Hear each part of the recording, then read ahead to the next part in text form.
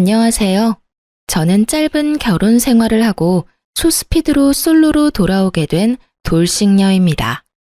짧은 결혼 생활 동안 얼마나 황당하고 어처구니가 없는 일을 겪었는지 하소연도 할 겸해서 사연을 보내게 되었어요. 워낙 글재주가 없어 부끄럽긴 하지만 부디 재미있게 들어주시면 감사하겠습니다. 저와 남편은 선자리를 통해 만났고 결혼 정년기에 만난 사이였기에 자연스럽게 결혼 이야기가 오가게 되었어요. 우리 결혼할래? 이런 이야기가 아니라 남편은 남편대로 저는 저대로 가지고 있던 계획 같은 이야기들이요. 이야기를 나눠보니 남편과 전 결혼에 대해 추구하는 바가 같았고 몇 번의 만남 뒤 자연스럽게 결혼을 전제로 한 만남이 시작되었어요. 그렇게 1년, 길다면 길고 짧다면 짧은 시간 동안 연애를 한 저희는 결혼을 하게 되었죠. 저희가 결혼을 준비할 당시 남편의 형인 아주버님도 결혼을 준비하고 있던 터라 우리 결혼을 미룰까 하는 고민도 했었지만 한 번 미루기 시작하면 한없이 미뤄야만 할 것 같았기에 그냥 진행하기로 했어요. 어차피 부모님 도움을 받지 않기로 합의를 봤던 터라 양가 부모님들도 흔쾌히 허락을 해주셨었죠. 지금 생각하면 하늘이 도망가라고 주신 기회였는데 그것도 모르고 서둘러 결혼까지 했으니 다시 생각해도 저 자신이 안타깝네요.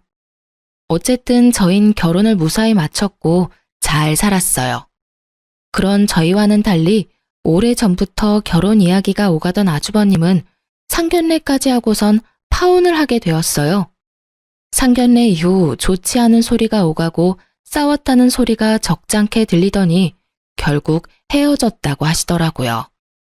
아주버님의 파혼, 문제는 여기서부터 시작되었어요. 파혼을 하게 된 아주버님은 외롭다는 말도 안 되는 이유로 저희의 신혼집을 자주 오기 시작했고 숨쉬듯 자연스럽게 부부 사이에 눈치도 없이 끼어 시간을 보내려고 하더라고요. 그것도 한두 번이지 웃으면서 넘길 수 있는 횟수가 넘어가고 급기야 일주일에 5번을 오는데 결국 전 폭발하고야 말았죠. 자기야, 이야기 좀 해. 왜?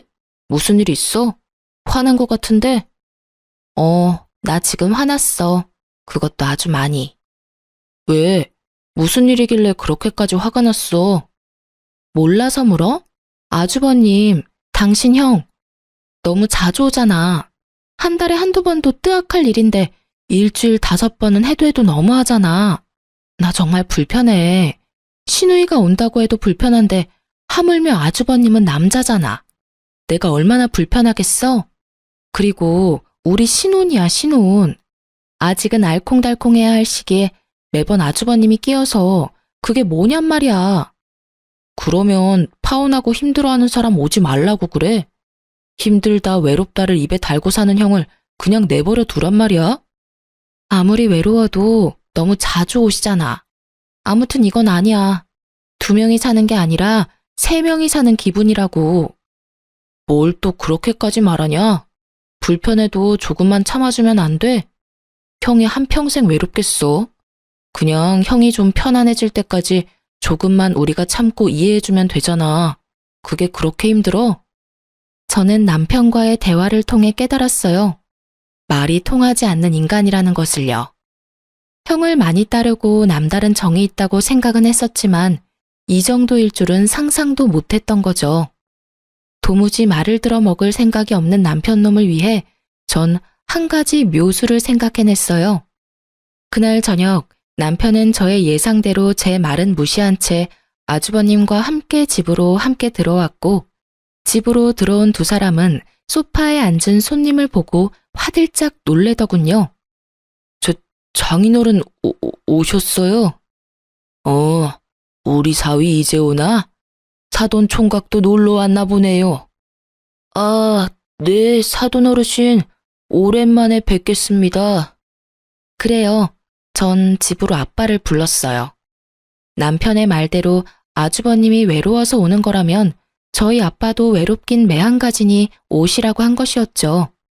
갑작스러운 아빠의 등장에 2사람은 적잖게 당황을 하더라고요. 그랬겠죠. 사위 불편하다고 집에는 한 번도 오신 적이 없는 장인어른이 온다 간다 연락도 없이 떡하니 거실 소파에 앉아 계시니까요. 남편은 당황하는 것도 잠시 저를 쏘아보다가 따로 안방으로 부르더라고요. 왜?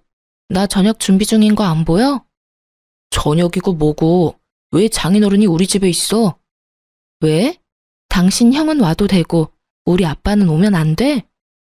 당신 정말 이런 식으로 나올 거야? 이게 뭐 하는 짓이야, 유치하게.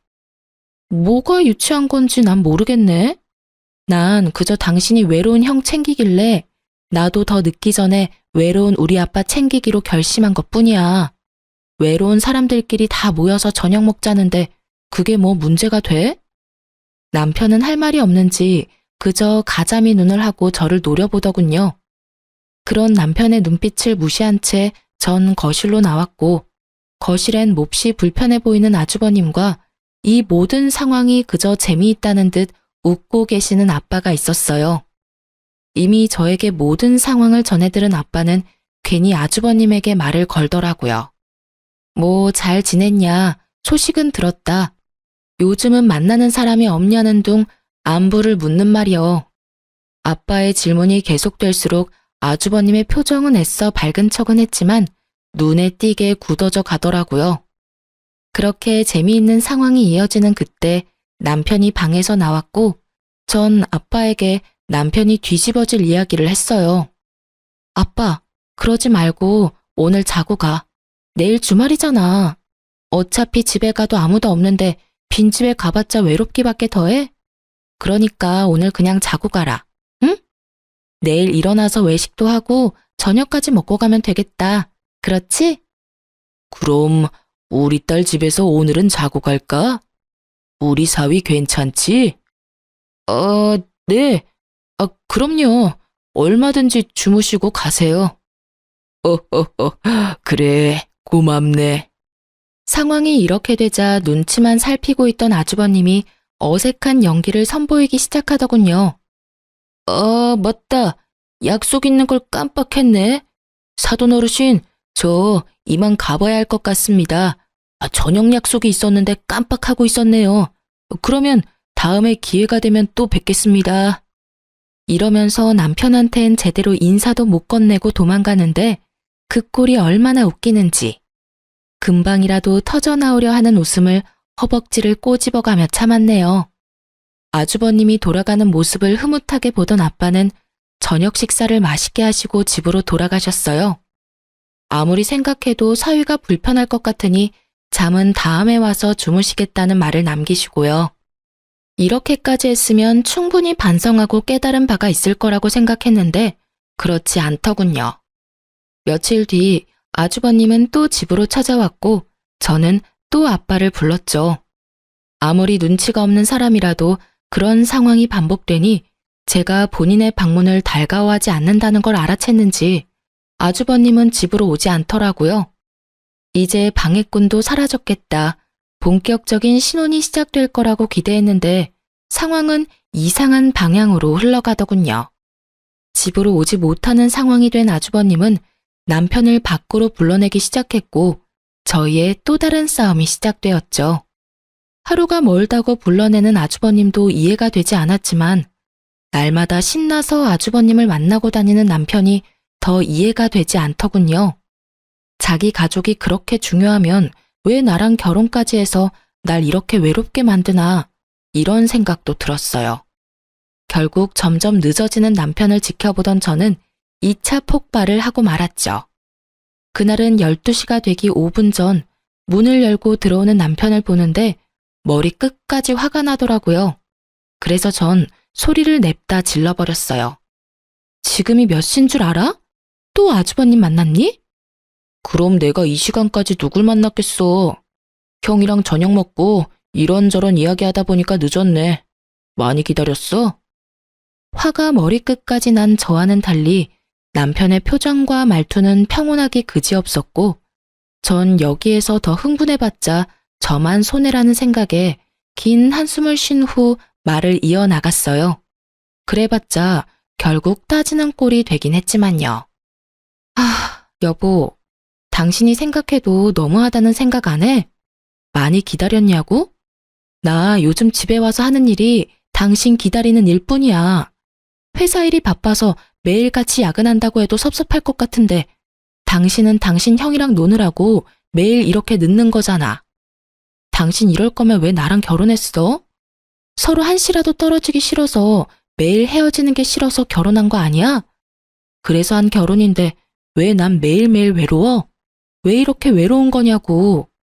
아주버님이 당신 친구도 아니고 그렇게 외로우시면 아주버님도 친구들 만나면 되잖아. 왜 하루가 멀다고 당신만 찾아? 난 있잖아. 도저히 이 상황이 이해도 안 되고 이 상황을 어떻게 받아들여야 하는지 모르겠어. 따지는 꼴이 되긴 했지만 전 최대한 감정적이지 않게 말하려고 애썼어요. 싸우려는 목적의 대화가 아닌 이 상황을 슬기롭게 풀기 위한 대화였으니까요. 하지만 남편은 이런 저의 의도와는 다르게 버럭 화를 내며 저를 나무라기 시작하더군요. 그러면 어떻게 해? 결혼하려다가 파혼했다는 소문이 친구들 사이에 다 퍼져 쪽팔려서 못 만나겠다는데. 파혼이 자랑할 만한 일이 아니란 건 저도 잘 알고 있습니다. 하지만 그런 이유로 한 가정의 가장이 된 동생을 날마다 부르는 게 제정신 박힌 사람이 할 짓인가요? 심지어 친형이? 말도 되지 않는 이유도 기가 막히는데 더 기가 막히는 말을 하기 시작하더군요. 당신이 우리 형이 집에 오는 것만 방해하지 않았으면 이런 일도 없었잖아. 나도 날마다 밖에서 형이랑 밥 먹고 시간 보내는 거 피곤해. 나라고 뭐 마냥 좋은 줄 알아? 그러게 누가 장인어른 내세워서 그딴 짓 하래? 이런 걸 보고 자업자득이라고 하는 거야. 알겠어? 이게 전부 내 탓이라고? 애초에 아주버님이 우리 집에 날마다 찾아오지만 않았어도 이런 일은 없었어. 어디서 모함질이야? 전 결국 참았던 화를 분출해버렸고 남편은 더는 말도 하고 싶지 않다며 방으로 들어가 버리더군요. 정말 그 순간 남편을 따라 들어가서 당장 이혼하자고 해버리고 싶은 걸 겨우 삼켰습니다. 그놈의 사랑이 뭔지. 이혼을 하기엔 그때까진 저는 남편을 너무 사랑했고 결혼한 지 얼마 되지 않았으니 맞춰가는 과정이라고 생각도 했던 것 같아요. 왜 그런 생각을 했는지 지금은 이해가 되지 않지만 그땐 그랬어요. 그 뒤로도 저희 싸움의 주된 원인은 아주버님이었고 그 싸움은 점점 잦아졌어요. 그러던 어느 날 저의 분노는 완전히 터지고 말았고 제 입에선 결국 참았던 이혼이 튀어나오고야 말았죠. 비록 이혼하자가 아니라 이혼이야 하는 경고성이 가득한 말이었지만 저에겐 마지막 경고와도 같은 것이었습니다. 그날도 남편은 아주버님과 저녁을 먹고 들어오겠다며 문자를 보내왔고 전 제 할 일을 하며 남편을 기다렸어요. 하지만 남편은 돌아오지 않았고 아침 해가 뜰 때까지도 남편은 오지 않더군요. 연락도 없이 외박이라니. 그쯤 되니 오기가 생겼고 저도 연락은 하지 않고 기다렸어요.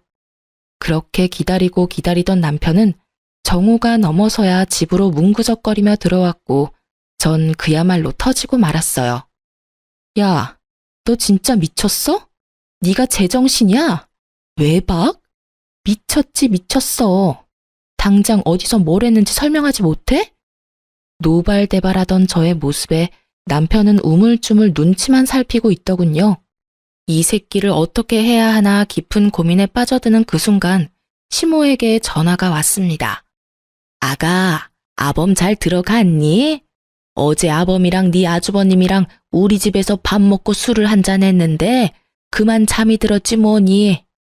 나도 먼저 잠들어서 오늘 아침에야 둘 다 여기서 잠든 걸 알았어. 아침에 너한테 연락한다는 게 애들 밥 챙기다 보니까 깜빡해버렸어. 걱정 많이 했지? 내가 진작 연락을 했어야 했는데 늙으면 이렇게 깜빡깜빡 한다니까. 누굴 바보로 아는 것인지 시모의 말은 절 납득시키기엔 부족했고 짜고 하는 말이 분명하다는 생각만이 가득했어요. 그렇다고 따지고 들자니 증거가 없더군요. 그래서 전 이 원흉의 싹을 잘라내기로 했어요. 당신 앞으로 다신 아주버님하고 만나지 마. 명절에 시댁에서 보는 건 어쩔 수 없지만 그 외에 밖에서든 시댁에서든 사적으로 만날 생각도 하지 마. 한 번만 더 이런 일 있으면 우리 이혼이야? 당신도 알지? 내 입에서 이혼이라는 말 나온 이상 절대 번복은 없다는 거. 아, 알겠어. 진짜 미안해. 앞으로 형 만나지 않을 테니까 화 좀 풀어. 연애할 때도 홧김에라도 헤어지잔 말을 해본 적이 없었어요. 남편에게도 늘 말했었죠. 그런 말은 함부로 하면 절대로 안 되고 내 입에서 그런 말이 나오면 정말 마지막 기회이니 절대로 같은 잘못을 저지르지 말라고요. 남편도 그 말을 기억하는지 싹싹 빌며 제 마음을 달래주려고 노력했고 전 정말 마지막으로 주는 기회라고 다시 한번 강조해서 말해주었어요. 저의 경고가 있고 난 뒤 이대로는 정말 이혼당하겠다 싶었는지 남편이 좀 더 가정에 신경 쓰고 노력하는 모습을 보여주기 시작하더군요. 아주버님의 연락도 받지 않았고 어쩌다 통화라도 하는 날엔 장인어른 핑계를 대며 나가지 않는 모습도 보이더라고요. 전 한 번의 외박이 문득문득 떠올라 신경이 쓰이긴 했지만 한 번쯤은 그럴 수 있다. 시댁에서 정말 술을 많이 마시고 잠들었겠지 라고 생각하며 애써 그 생각은 하지 않으려고 애썼어요. 앞으로 남편이 달라진 모습을 보이고 가정에 잘하면 큰 문제가 될 것 없다고 생각했으니까요. 그렇게 몇 달 남편은 저에게 충실했고 그야말로 100점짜리 남편이었어요. 전 다시 남편에게 조금씩 신뢰라는 것이 쌓여갔고 그 무렵 남편은 일이 바빠져 늦기도 했지만 저녁 10시를 넘기는 일이 없었기에 그런가 보다 하며 다른 쪽으론 의심하지 않았어요. 전 너무나도 안일하게 일상을 보내고 있었던 것이었어요. 그러던 어느 날 저에게 청천벽력 같은 일들이 한꺼번에 일어났어요. 그 당시 제가 다니던 회사 사정이 어려워져 인원 축소에 들어가게 되었고 유부녀인 저는 권고사직 1순위 대상자가 되었죠. 결국 전 아무것도 못 챙기고 쫓겨나기 전에 소정의 위로금을 받고 권고사직을 받아들이기로 했어요. 20대 시절을 다 갈아 넣었던 회사였는데 유부녀란 이유로 퇴사를 해야 할 상황에 놓이자 그 허탈함을 감출 수가 없더군요. 짐을 챙겨 회사를 나오며 터지려는 눈물을 꾹 참고 남편에게 전화를 걸었더니 낮 시간이라 회사 일이 바쁜지 전화를 받지 않더라고요. 당장 하소연이 하고 싶은 마음은 굴뚝이었지만 바쁜 남편 괜히 신경 쓰이게 하지 말자는 마음에 그냥 집으로 갔어요. 그런데 전화를 받지 않던 남편은 집에 이미 와 있더라고요. 그것도 낯선 여자와 함께요. 아침에 남편이 신고 있던 신발 옆에 제 것이 아닌 여자 구두가 현관에 나란히 있었고 두 사람은 욕실에 함께 있는 듯 목소리가 들리더군요. 이게 무슨 상황인가 아주 잠깐 멍했던 것 같아요. 하지만 이내 이 놀라운 상황이 파악되더라고요. 제가 퇴사당한 것을 상상치도 못한 남편놈은 제가 그 시간에 집으로 돌아올 거란 생각은 전혀 하지 못했고 집으로 여자를 끌어들여 욕실에서 좋은 시간을 보내느라 제가 오는 소리조차도 듣지 못했던 것입니다. 집에 여자까지 끌어들인 새끼가 어쩜 그렇게도 조심성조차 없는지 당장이라도 욕실 문을 열어젖혀 두 연놈을 가만두고 싶지 않은 마음을 억누른 채 일단 밖으로 나와 지하 주차장에 세워진 제 자동차에 몸을 실었어요. 그리고 전 미친 남편 새끼를 어떻게 처리해야 할지 생각하고 또 생각했어요.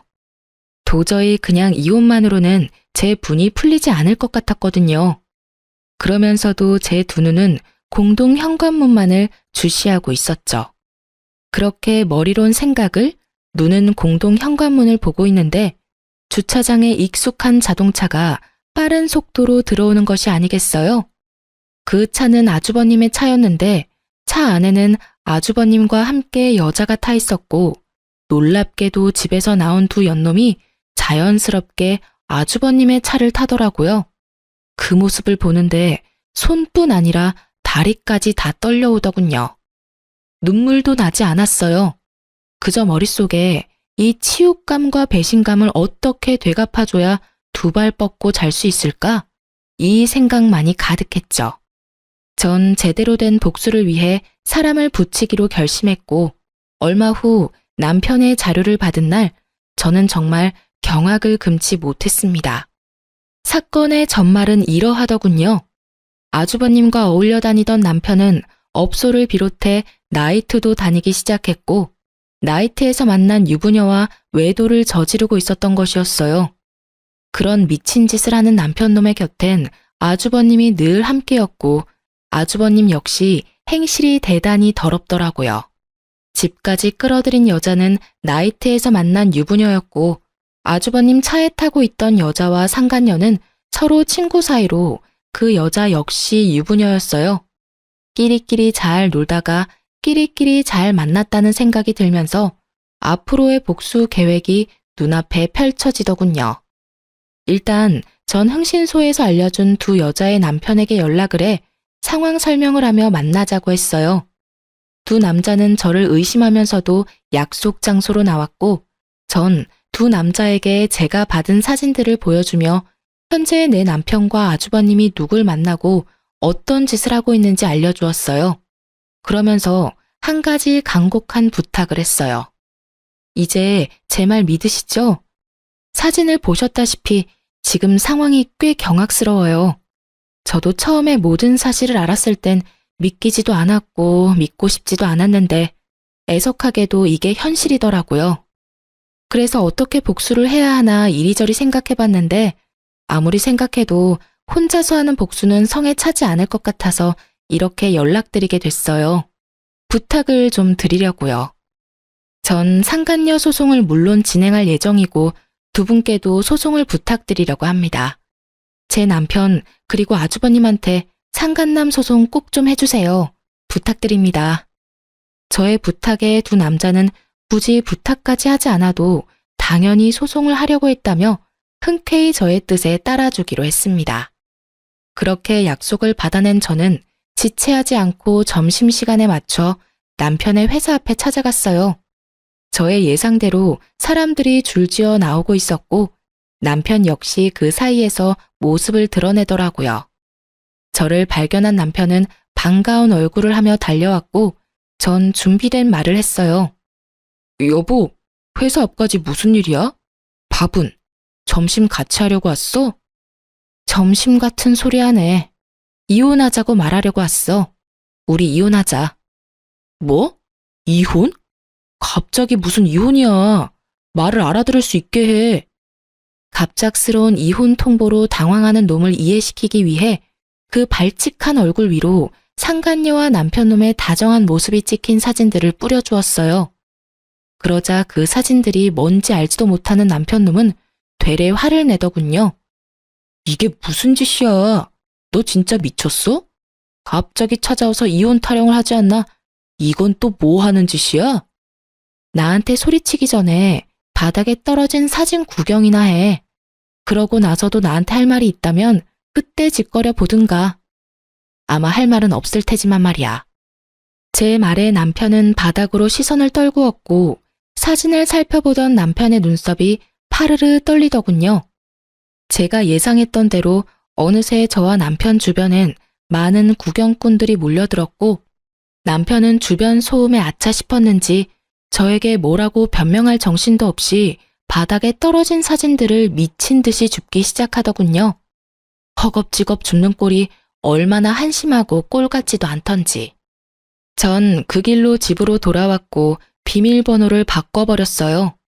모든 것이 밝혀진 이상 더는 그놈과 한 집에 있을 필요가 없었으니까요. 어느새 남편의 퇴근 시간이 지나고 그렇게 오라고 애원해도 오지 않던 남편놈은 아주 칼퇴근을 하고선 집으로 돌아왔더라고요. 비밀번호를 누르는 소리와 문을 두드리는 소리가 번갈아 가며 들려왔지만 당연히 전 문을 열어줄 생각이 없었고 조용하다 싶었던 남편은 시댁으로 갔는지 시모에게서 전화가 오기 시작하더군요. 그 역시 상대할 가치가 없다고 생각한 저는 시모 전화도 무시했고 그 후로도 시댁의 모든 연락에 무시로 일관했어요. 그렇게 전 연락은 절대 받지 않으며 바쁘게 지냈습니다. 변호사도 선임하고 혹시 모를 상황을 대비해 소송 준비도 시작했죠. 변호사분 말씀으론 증거가 워낙 확실해 걱정할 것 없다고 했지만 뭐든 확실한 게 좋았던 저는 준비한 자료들을 확인하고 또 확인했어요. 그날도 마찬가지로 변호사분과 만나 이혼과 소송에 관해 이야기를 나누고 집으로 돌아왔는데 글쎄 저희 집 도어락이 다 뜯겨 있더라고요. 처음엔 도둑이 들었나 싶었어요. 처참하게 뜯긴 도어락을 보는데 집에 들어가기가 꺼려지더라고요. 경찰에 신고를 하려는 순간 뜯긴 도어락 구멍 사이로 낯익은 신발들이 보이더라고요. 전 설마 하는 마음으로 집으로 들어갔고 그 설마는 저희 집 거실에 현실이 되어 있더군요. 모두 예상하시다시피 시모와 남편 그리고 아주버님까지 제 집인 양 소파에 앉아 절 기다리고 있더라고요. 정말 이게 무슨 상황인가 싶으면서도 어이가 없더라고요. 문이 잠겨 있어 열지 못하면 돌아가거나 얌전히 기다려야 하는 게 상식 아닌가요? 남의 집 도어락을 뜯어내는 것이 범죄라는 걸 전혀 알지 못하는 듯 세 사람은 제가 집으로 들어가자 각자 팔짱을 끼며 노려보더군요. 이게 무슨 짓들이세요? 밖이 너무 춥지 않니? 비밀번호는 모르고 그렇다고 다 늙은 내가 언제까지고 기다릴 순 없는 일이지 않니? 그래서 사람 불러서 문 좀 열고 들어왔다. 그렇다고 남의 집 문을 뜯으면 안 되죠. 이거 전부 범죄라고요. 알긴 아세요? 뭐? 범죄? 너 정말 말 섭섭하게 한다. 에휴, 일단 흥분을 가라앉히고 좀 앉아보렴. 당장 경찰을 불러야 하나 하는 고민도 있었지만 문득 무슨 말을 하려고 저리도 당당한 표정인가 싶어 대화라는 걸 해보기로 했어요. 당당한 얼굴을 한 시모의 입에서 나오는 말은 뻔뻔하기 그지없더라고요. 내 이야기 다 들었다. 네 마음이 어떨지는 같은 여자인 내가 잘 알아. 그렇지만 그렇다고 멀쩡한 남편을 닭 쫓듯이 쫓아내면 어떡하니? 남자가 사회생활을 하다 보면 실수할 수도 있고 그런 법이야. 그런 걸로 쫓아내고 이혼하면 이 세상에 관계를 유지하고 있는 부부가 어디 있겠어? 이게 무슨 개소리인가요? 요즘 세상에 남편의 외도를 덮고 넘어가는 여자가 대체 어디 있다고 저런 소리를 하는 건지. 거기다가 실수요? 스쳐간 여자만 아니라 보정적으로 만나고 있는 여자가 있는데 실수라뇨. 시모의 이야기를 들어보니 남편 놈과 남편의 형이라는 놈이 자세하게 설명한 것 같지 않더군요. 하긴 남편 놈은 제가 상간녀 한 명만 알고 있다고 생각했을 테니 나머지 더러웠던 자신의 행동은 굳이 설명하고 싶진 않았을 거예요. 전 제 눈치를 살피고 있는 남편에게 말했어요. 아, 그러세요? 단 한 번? 그러면 당신이 대답해봐. 100번, 1000번 양보해서 사회생활하다 일어난 단 한 번의 실수였으면 내가 다시 한번 생각은 해볼게. 정말 모든 걸 다 걸고 단 한 번뿐인 실수가 맞아? 남편 놈은 제가 모든 거를 알고 있다는 사실을 모른 채 기다렸다는 듯 타이밍 좋게 눈물까지 글썽이며 준비한 대사를 뱉어내기 시작하더라고요. 그 모습을 보는데 정말 구역질이 다 나더군요. 정말이야. 나 정말 한 번, 그것도 충동적으로 스치듯 만난 여자였어. 마음을 준 적도 없고 정말 실수였어. 앞으로는 그런 일 절대 없을 거라고.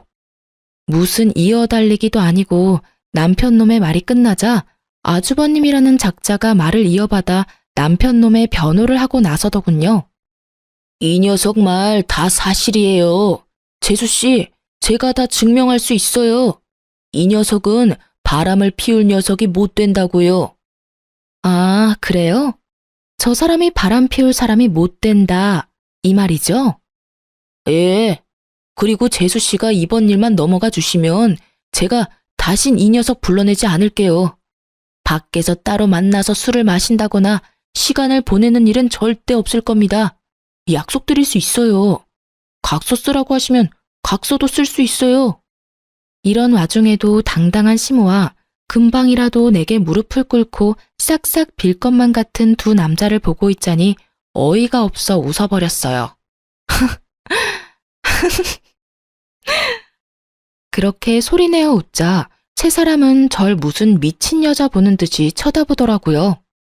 아, 이 어이없는 연기를 보고 있는데 어이가 없기도 하고 미치고 팔짝 뛰겠어서 웃음이 다 나네요.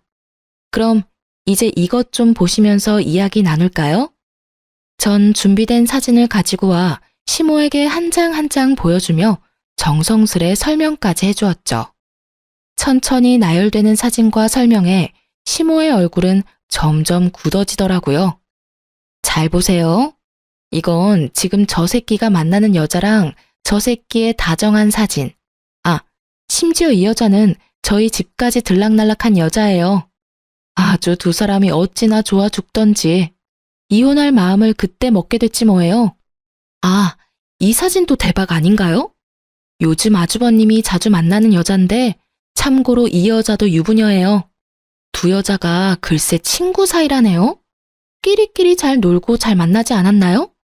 그리고 이건 바람 피우고 있는 여자가 있으면서도 부지런히 아들 두 분이 나이트를 밤마다 들락날락하고 있는 사진. 이 사진 보고서 제가 충격이 제일 컸는데 한번 봐보세요. 이건 나이트에서 성과가 좋지 않은 날에 가서 놀던 업소예요. 아, 아시죠? 그 외에 여성분들이 상시 대기하고 있는 그런 곳이요. 여러모로 참 놀랍더라고요. 그 중에서도 제일 놀랐던 게 체력이에요. 정말 체력도 대단하지 않아요? 이러고 밤늦게까지 놀고 집에 들어왔으니 싸울 틈도 없이 머리만 쳐대면 잠을 잤겠죠.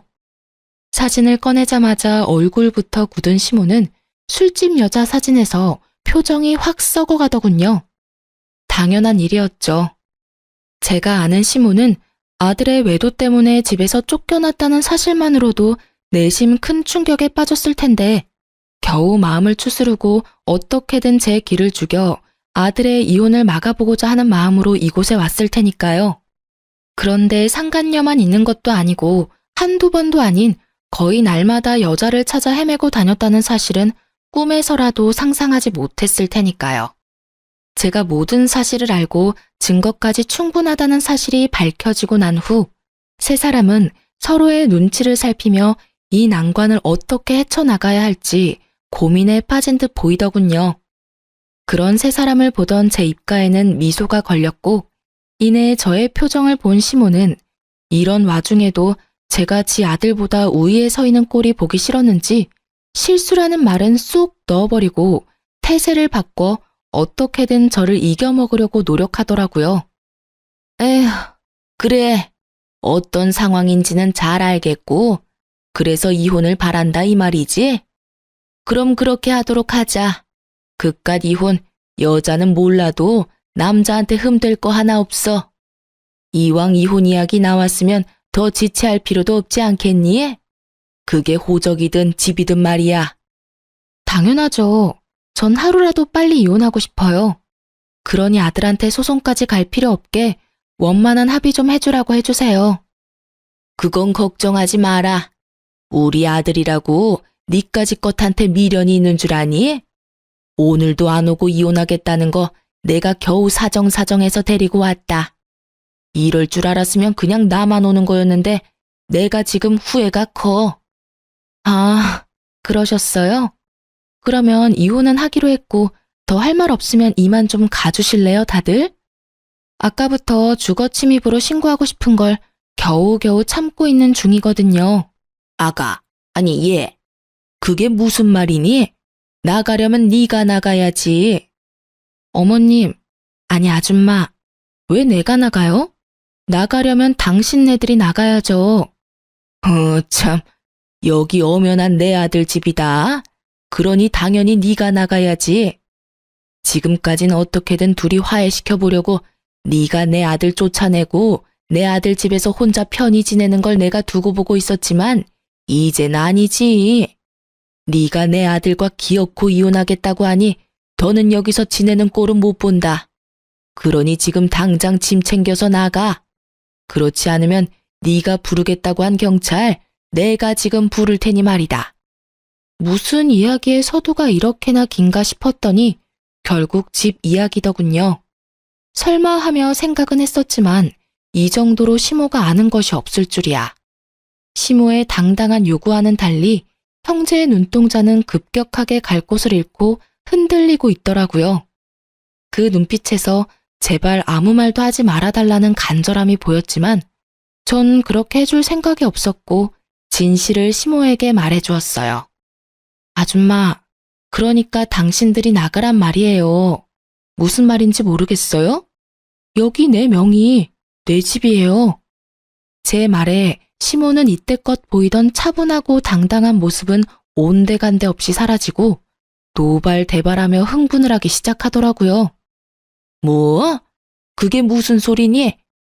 아무리 집 사는데 네 돈이 좀 들어갔다고 한들 당연히 집은 남자 명의로 했어야지. 절대 이 집은 포기 못한다. 내 아들 돈이 네 돈보다 훨씬 많이 들어갔어. 난 소송을 해서라도 집 지킬 테니 그런 줄 알아.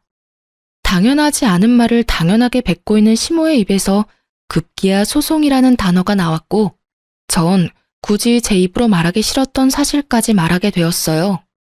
아줌마, 잘 들으세요. 이 집에 아줌마 아들 돈 땡전 한 푼도 안 들어갔어요. 이 집 살 당시에 그 잘나신 아줌마 큰아들이 도박 빚으로 결혼 자금까지 다 날려먹었어요. 그래서 아줌마 둘째 아들이 자기 결혼 자금을 털어서 그걸 도와줬고요. 그러니 어떻게 했겠어요? 그때서야 파혼을 할 수도 없는 노릇이고 그냥 제가 가지고 있던 돈이랑 친정에서 조금 빌려서 제가 잔금 치렀어요. 그때 파혼을 해야 했는데 참 제가 후회가 깊네요. 맞습니다. 당시 살고 있던 신혼집은 전부 제 돈으로 마련한 제 명의의 집이었어요. 계약금을 치르고 잔금일을 3일 앞둔 날 남편이 돈이 없다고 하더라고요. 형이 도박으로 돈을 다 날려 결혼할 돈이 없어 결혼을 못하게 생겼다나 어쨌다나. 그래서 남편이 모은 돈을 형에게 다 빌려줬다고 하더라고요. 그 모은 돈은 잔금을 치를 돈이었는데 말이죠. 참 황당했죠. 어이도 없었고요. 이때 파혼을 고민하지 않았던 건 아니었어요. 파혼에 대한 고민을 엄청나게 했었어요. 계약금? 물론 계약금이 아까운 이유도 없진 않았겠죠. 하지만 제가 파혼을 하지 않고 결혼을 진행했던 건 단 한 가지. 남편을 사랑했기 때문이었어요. 그놈의 사랑이 뭐라고 이혼이라는 결과가 기다리고 있는 줄 알았다면 그때 파혼을 했을 텐데 제 한치 앞이 뻔히 보이는데도 불구하고 왜 앞날을 애써 무시했는지. 결국 저를 기다리는 한치 앞은 남편의 무관심과 외도뿐이었는데 말이죠. 어쨌든 전 남편에게 큰 돈을 쓸 땐 나와 꼭 상의하라는 당부와 함께 집 잔금을 제가 치렀고 그렇게 결혼을 하게 된 것이었어요. 그랬기에 저는 남편 놈이 형과 어울려 노는 꼴이 더욱 꺼려졌던 것인데 설마 동생 인생까지 망치기로 작정한 사람이 아니고서야 데리고 다니면서 애먼 짓을 하겠나 싶었더니 제 믿음의 결과가 결국 이런 것이 되어버렸습니다. 그때를 회상하니 저 자신이 더욱 한심해지더군요. 그래서 전 이번만은 절대 그냥 넘길 수 없다는 다짐을 하며 더욱 단호하게 남편에게 말했어요. 난 절대 타협이나 용서는 없어. 난 너한테 이때껏 분에 넘치는 기회들을 줬고 그 기회와 내 믿음을 다 망가뜨린 건 너야. 그러니까 이제 와서 뭘 어떻게 해볼 생각은 하지도 마. 아무 말도 하지 않는 남편과 저의 단호한 태도를 보고 모든 것이 진실임을 깨달은 시모는 두 아들에게 화를 내고선 집에서 나가버리더군요. 이 인간 같지도 않은 것들. 너희가 그러고도 인간이야? 어찌 이렇게 하나같이 모자랄 수가 있어? 바람 피운 것까지도 내가 뼈를 깎는 심정으로 이해하려고 해봤다. 그런데 뭐? 없소? 술집 여자, 유부녀? 너희가 제정신이야? 그리고 넌 놀라면 혼자 놀고 망하려면 혼자 망하던가. 네 도박 자금을 동생이 갚아줘? 동생 데리고 나이트를 다녀? 으유, 이 미친 것들아. 집에 올 생각은 하지도 마라. 알겠어? 시모가 나가고 나자 두 사람은 더는 남은 돌파구가 없다는 것을 깨달았는지 본격적으로 저에게 무릎을 꿇고 빌기 시작하더군요. 여보, 내가 이혼은 할게. 당신 원하는 대로 다 할 거야. 그런데 우리 회사에 다시 가서 모든 게 오해였다고 해줄 순 없을까? 나 당신이 회사 앞에 와서 난동 부린 덕에 회사 생활도 힘들고 이대로 가다간 곧 잘리게 생겼다고. 그러니까 제발 부탁이야. 눈 한번 딱 감고 와서 다 오해였다고 한마디만 해주라. 응? 재수씨, 상간녀 소송만은 안 하시면 안 될까요? 그 두 여자 남편끼리도 서로 사이가 좋아서 한 명이 상간녀 소송 걸리면 제가 만나는 여자도 의심받을 거라고요. 전 그 여자랑 잠시 만나려고 했던 것뿐이지 이혼까지 시켜서 같이 살 생각은 없었다고요. 한번 갔다 온 여자랑 누가 살고 싶겠어요? 그냥 스쳐가는 바람 같은 존재였어요. 그러니까 상간녀 소송만은 참아주세요. 이렇게 부탁드립니다. 그래, 그러니까 당신이 우리 한 번만 더 용서하고 부탁 좀 들어줘. 상간녀 소송하려고 모았던 증거들 다 버리고 버리는 김에 우리 회사에 와서 다 오해라고 말해주면 되겠다. 그렇지? 어쩌면 이렇게나 뻔뻔할 수가 있는지. 깊은 반성을 하며 빌어도 용서할 마음이 눈꼽만치도 생기지 않는 마당에 들을 필요도 없는 뻔뻔한 부탁을 하더라고요. 특히 같이 살 생각이 없다는 말에 비웃음이 피식하고 튀어나와 버렸지 뭐예요. 참 마지막까지 웃긴 인간들이다 싶었어요. 그래서 전 비웃음이 가득한 얼굴로 대답해 주었습니다. 내가 그 부탁들을 들어줄 것 같아? 꿈도 크다. 내가 왜 굳이 그 사람 많은 점심시간에 회사 앞까지 찾아가서 이혼하자고 하며 사진을 던졌겠니? 그렇게 되라고 너 망신 좀 당하고 회사 생활 좀 불편해지라고 일부러 그런 거야. 알겠어? 그리고 뭐? 상간녀 소송을 하지 말라고? 웃기고 자빠졌다 진짜. 난 상간녀 소송만큼은 무슨 일이 있어도 할 거야. 꼭 그렇게까지 해야겠어? 그렇게까지 해서 당신한테 남는 게 뭐가 있다고. 그러지 말고 한 번만 더 잘 생각해주라. 부탁이야. 남는 거?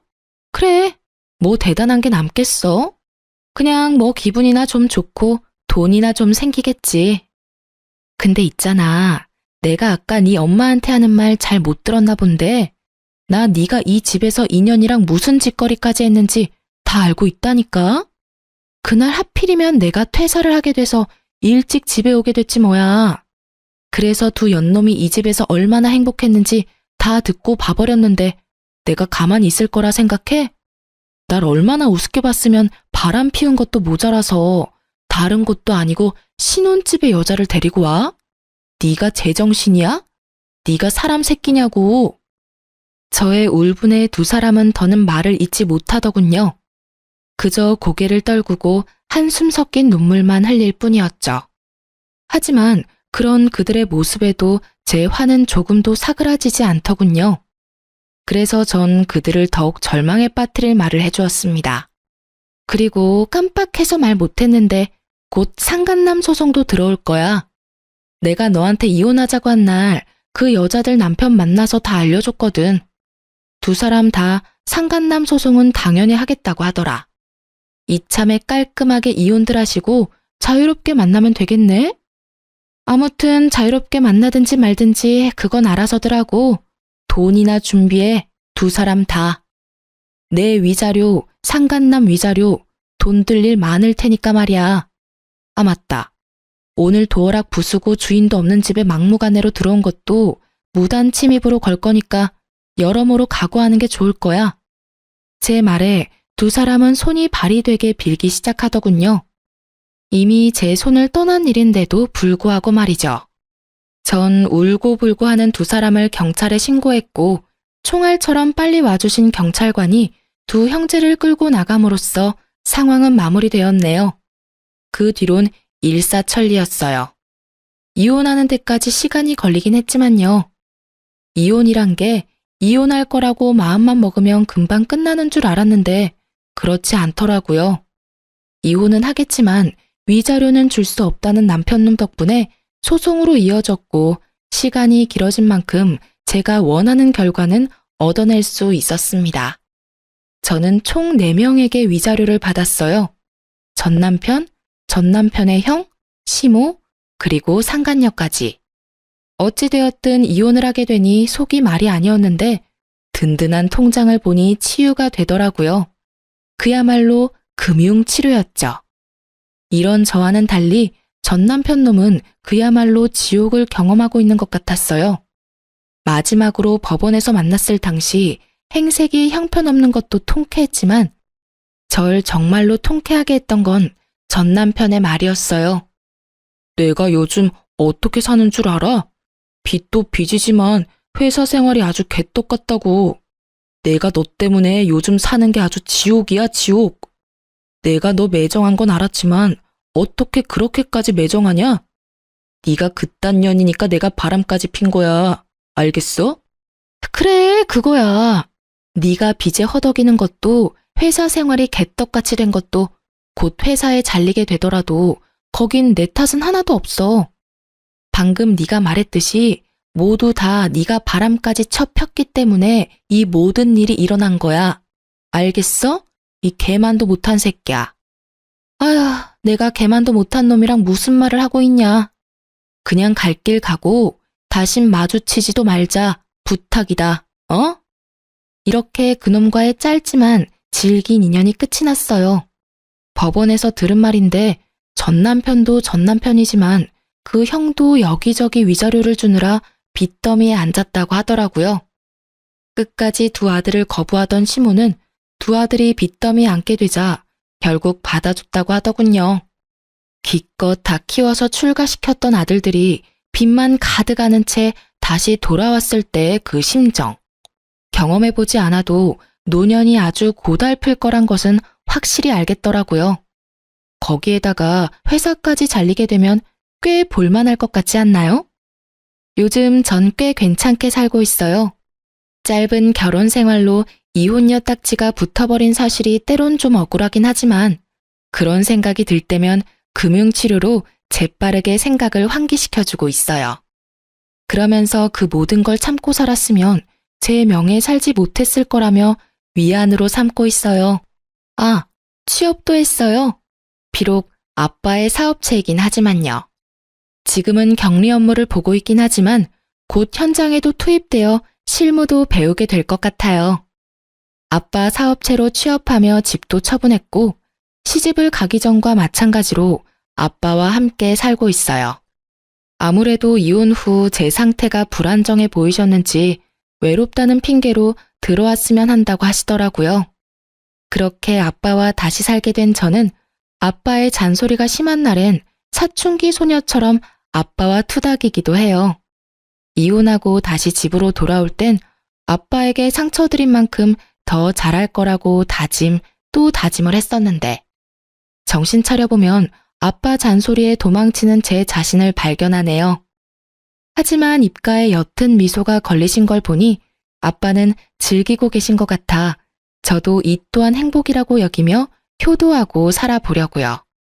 하여튼 저는 아주 잘 지내고 있습니다. 이로써 저의 사연은 끝이 났네요. 이제 남은 업무 처리하러 돌아가 볼게요. 사연 들어주신 모든 분 감사합니다. 좋은 하루 되세요.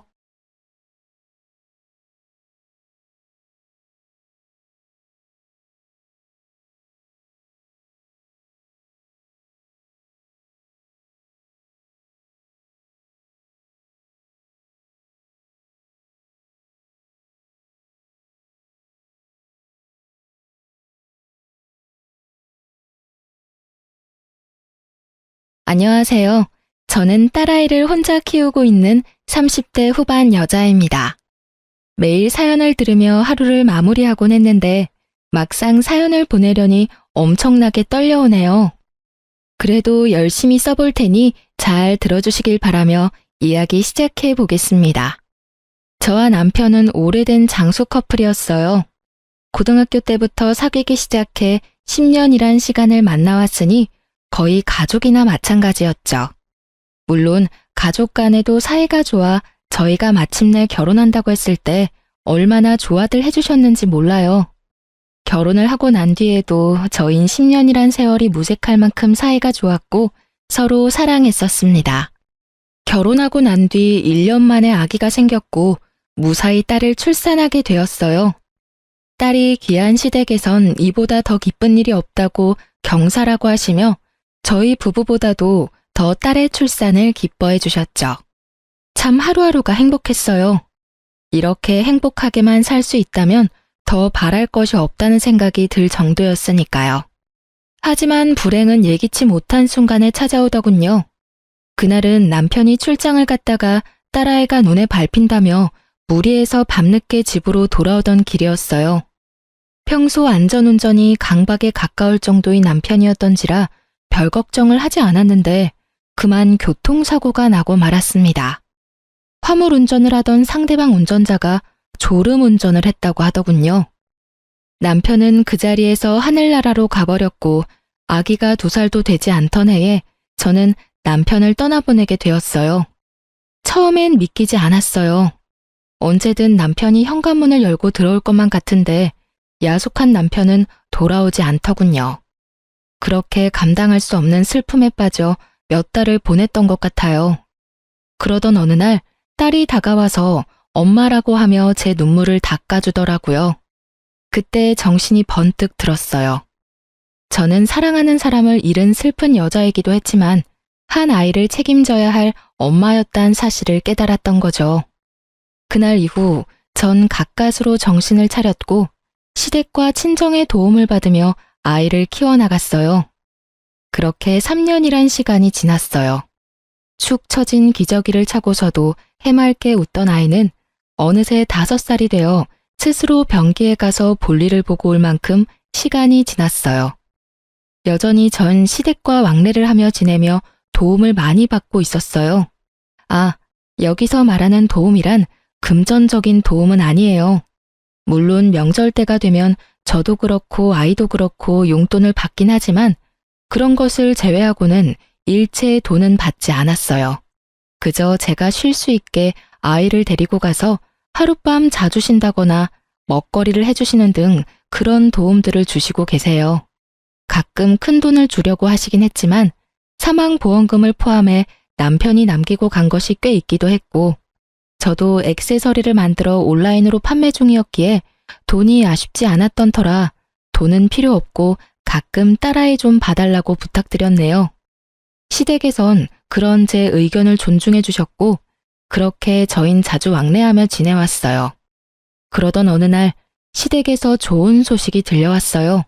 그건 바로 서방님의 결혼 소식이었어요. 워낙 오랜 세월 봐온 터라 정말 기쁘더군요.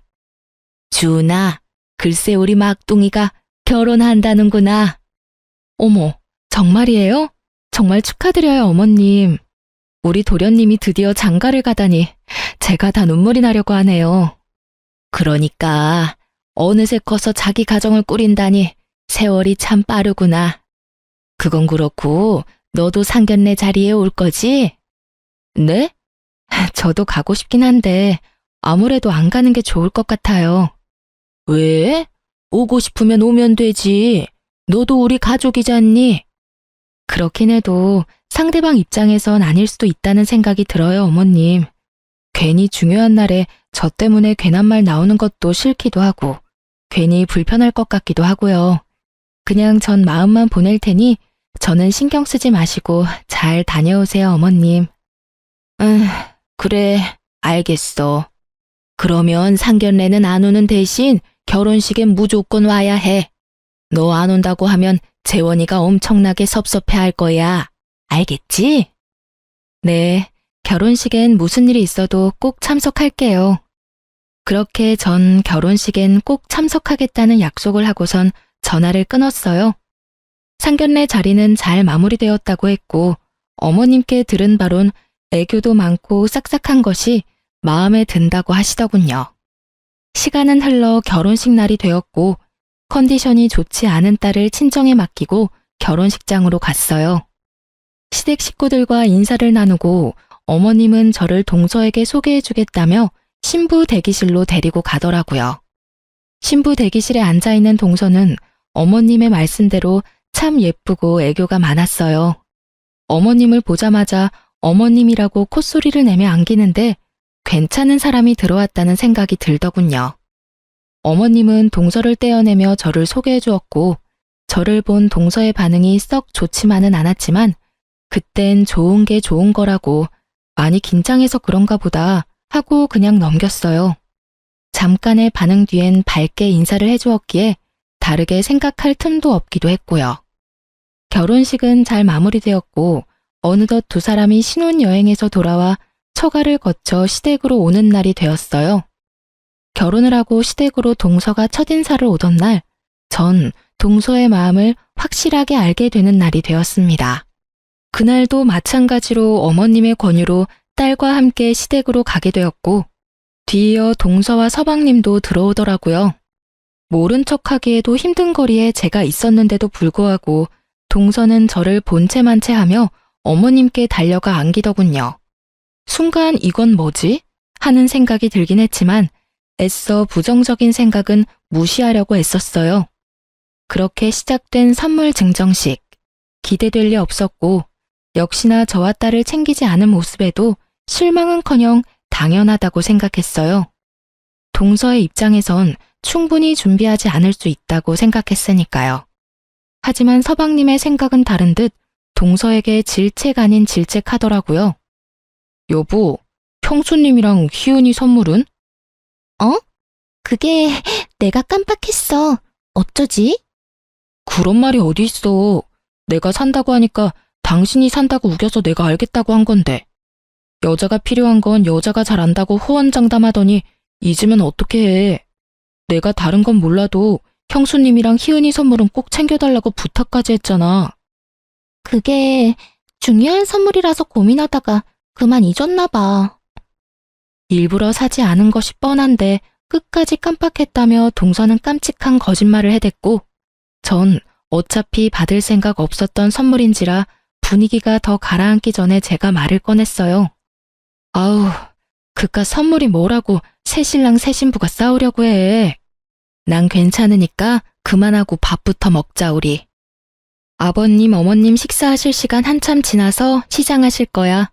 그렇죠, 아버님, 어머님? 제 말에 상황은 일단락이 되었고 어머님은 주방으로, 아버님은 딸과 함께 선물을 들고 안방으로, 서방님은 편한 옷을 갈아입기 위해 쓰던 방으로 각자 흩어지게 되었죠. 그렇게 저와 동서만이 거실에 남게 되었고 동서는 기다렸다는 듯이 본색을 드러내더군요. 그이한테 이야기 들을 때부터 뻔뻔한 건 알았지만 이렇게까지 뻔뻔한 줄은 미처 몰랐네요. 지금 그 말 나 들으라고 하는 말이야? 그러면 여기 형님 말고 사람이 또 있나요? 지금 이 자리가 어떤 자리인데 형님이 와 계세요? 낄 때 안 낄 때 구분을 못 하시나 봐. 남편까지 죽은 마당에. 뭘 바라고 시댁하고 인연을 이어나가는 건지 이해가 안 되네요. 뭐 애 앞세워서 들락날락하면 콩고물이라도 떨어질 거라 생각하시는 건가? 기가 막히면서 동서의 수준이 보이더군요.